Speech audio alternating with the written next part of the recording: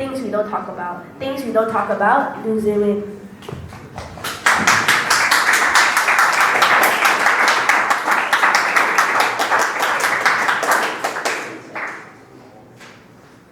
Have you ever wondered what are the things that we don't talk about?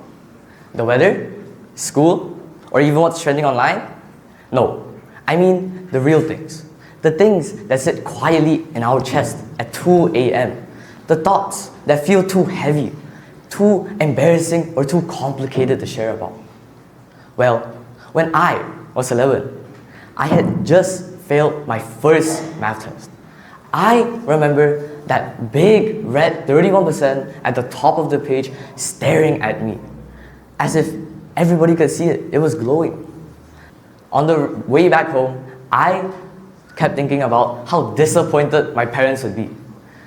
I replayed every question I got wrong, and I was convinced that this one test defined who I was. When I got back home, my mom asked, "How was school?" I just nodded and I said, "It was fine." That night, I remember going onto my bed, pretending to do homework, but in reality, I was just pretending not to cry. I didn't tell anyone I was scared. I didn't tell anyone I wasn't good enough. Instead, I carried it alone. That was the first time I realized how easy it is to hide. Silence can be heavy when it builds up. And when we don't talk about it, we start to believe that we are the only ones going through it.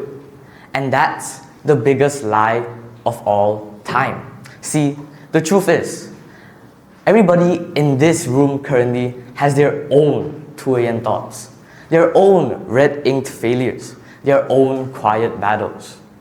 The person who may seem confident always might be doubting themselves secretly. The person who seems like they have it all together might be holding on by a single thin thread. Pressure, we don't talk about the pressure to be perfect. We don't talk about how lonely it can feel to scroll through everyone's highlight reel and compare it to ourselves. We don't talk about the fear of raising up your hand and being wrong in class. Instead, we say, "I'm fine." We laugh it off, we change the subject.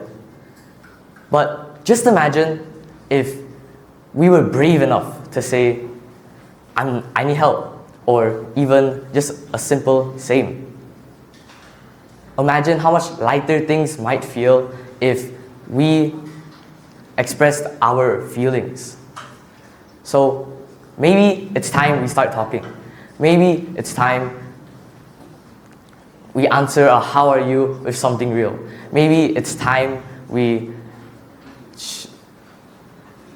show the parts of us we usually hide to people, because chances are they are waiting to say, "Me too, thank you."